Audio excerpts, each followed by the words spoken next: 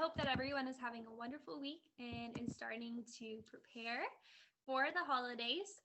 If you're going home, OSU offers free COVID testing, so definitely take advantage of that if you feel the need to. And I hope that you all enjoy your holidays. Before we get there, though, I'm noticing a lot of homework assignments that are being turned in. Please be patient with me as I'm starting to grade all of those that are coming in.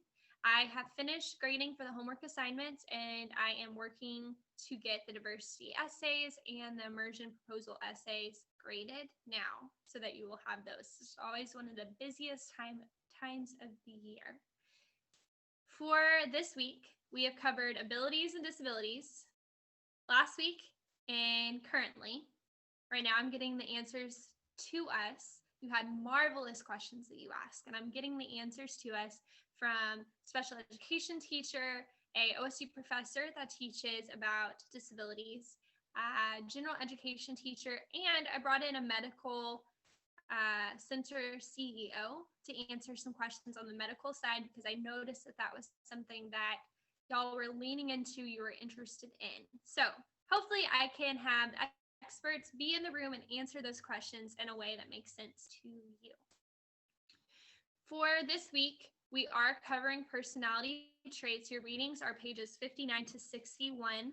I thought that this reading was really to the point, but it was very helpful in the charts that it gave. And so one of the things on figure 2.8 is showing the charts of extroversion versus introversion, sensing, intuition, thinking, feeling, judging, perceiving. Kind of looks like the Macarena, right? Okay, so all of these have a spectrum that it falls under.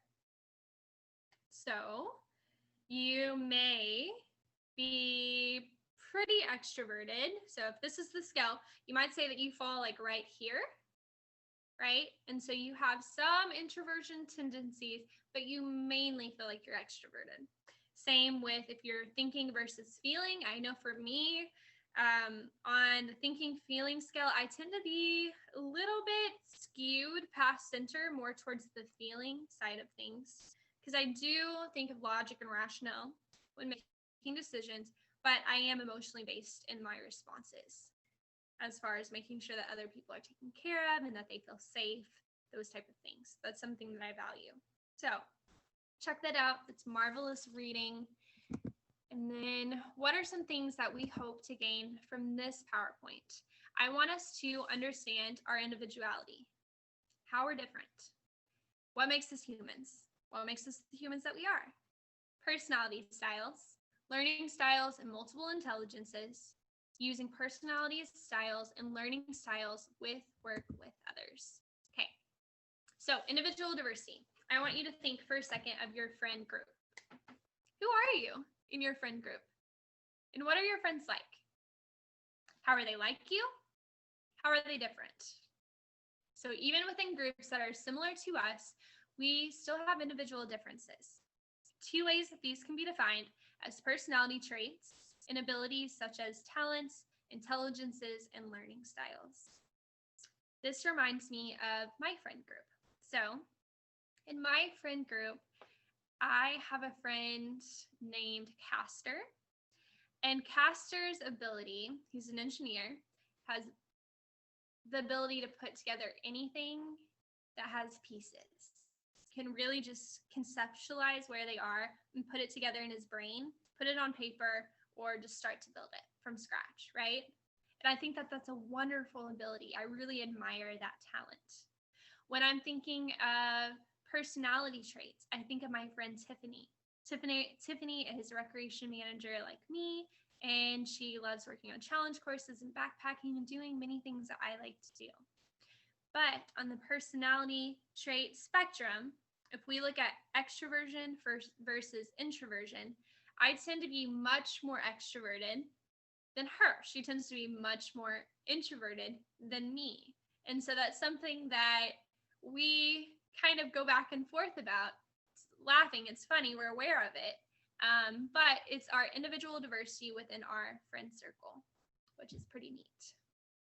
Start thinking about your friend circle and the individual diversity that takes place there. When we're thinking about personality traits, What am I meaning by that? What I'm meaning by that is it is our temperament, emotional, and social characteristics. One of the most common personality quizzes that you probably have heard of is the Myers-Briggs Type Indicator Test by Carl Jung. I will include a free copy of this for us to be able to complete so you can see where you fall in the Myers-Briggs test. 4 pairs of opposing traits. We've talked about at least 1 or 2 of these, extroversion versus introversion. So it is a spectrum. I tend to fall on the more extroverted side, but it is a spectrum, right? So it depends on what social situation that you are in. Thinking versus feeling, same thing. Might fall more towards the feeling side of the spectrum, but am still aware, still uses logic and rationality to make my decisions. Judging versus perceiving, and sensing and intuition.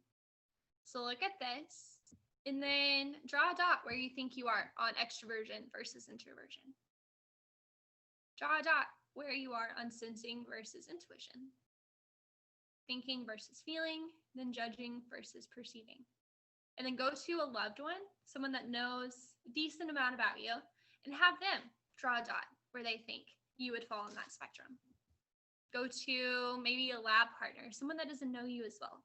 Have them do the same little test for you. How do they perceive you?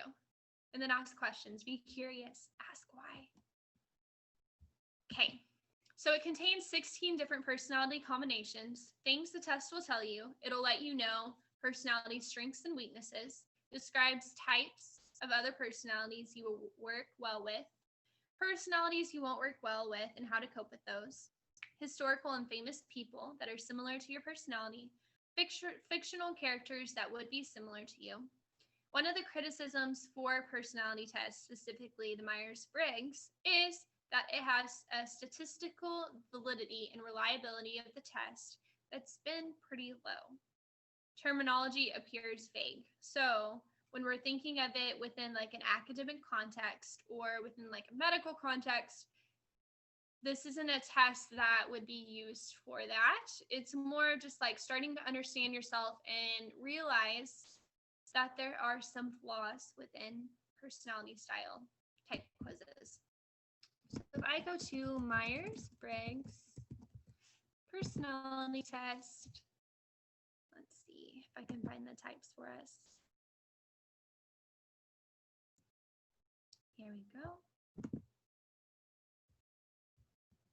I'll give you some questions to answer.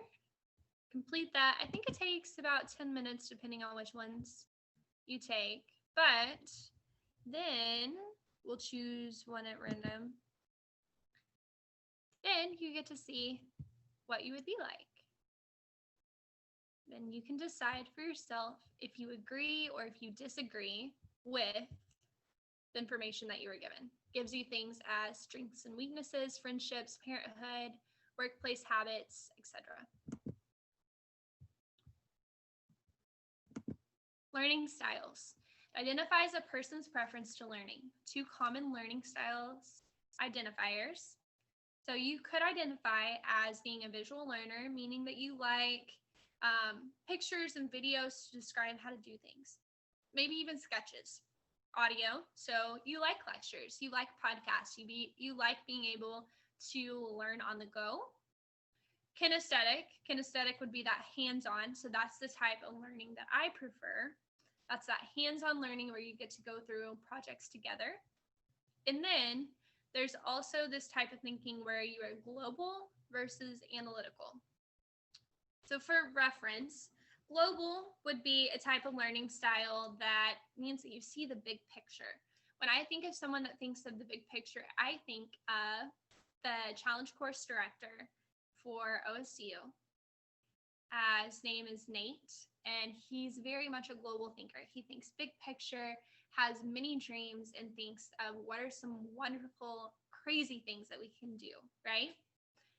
An analytical thinker, they might take those big picture ideas and then focus on the very minute details of how to complete those things. So they think very small of ways that they can get things done. They might not see as easily the large picture, but they will see the more minute differences. So there is value in being able to see both.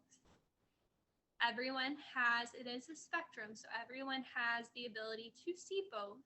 It just depends on where you think that you will line on the spectrum. It's not identifying one way to learn. It recognizes the best combination for a person's learning experience. Due to a lack of empirical evidence and terminology, psychologists challenge learning styles. So it is something that is controversial within the psychologist community. Visual, audio, and kinesthetic learning styles. There are 6 learning style combinations listed here. Visual, we've covered this. Their catchphrase may be, let us take a look at it. Audio, their catchphrase might be, let's talk about it. Kinesthetic, their catchphrase might be, let me try it. Okay, global versus analytical, kinda jump again here, but global sees the big picture, multitask, shares stories and examples from personal life experience, loses focus easily, is not organized, and does not remember details. So many positives towards this trait. And these are some of the cons that could occur if you only focus on the global aspect. Analytical focuses on details, follows step-by-step processes, independent, does not share personal stories. So, depending on the context, this could be a pro or a con. Multiple intelligences. It's the idea that instead of a single intelligence, a person has more than one intelligence. All intelligences can be very strong, but certain ones will be stronger than others. Original multiple intelligences were identified by Howard Gardner. As time goes on, more intelligence have been identified. 7 original intelligences. We have linguistics intelligence, so that is your ability to verbally express through speaking, writing, listening, reading. Logical mathematical intelligence, making logical arguments, finding fallacies, following logical reasoning, ability to work well with numbers and make quantitative calculations. Spatial intelligences, forming mental images, being able to place 3-dimensional objects within your mind, ability to detect detail, artistic talent expressed through drawing, painting, sculpting, or graphic design. Musical intelligence, pretty self-explanatory here. Interpersonal, which is social intelligence, being able to read the room, know the feelings of others, meet their emotional needs. Intrapersonal, self-intelligence. It's easy to get those confused. Remember for the test, inter, social, intra, self.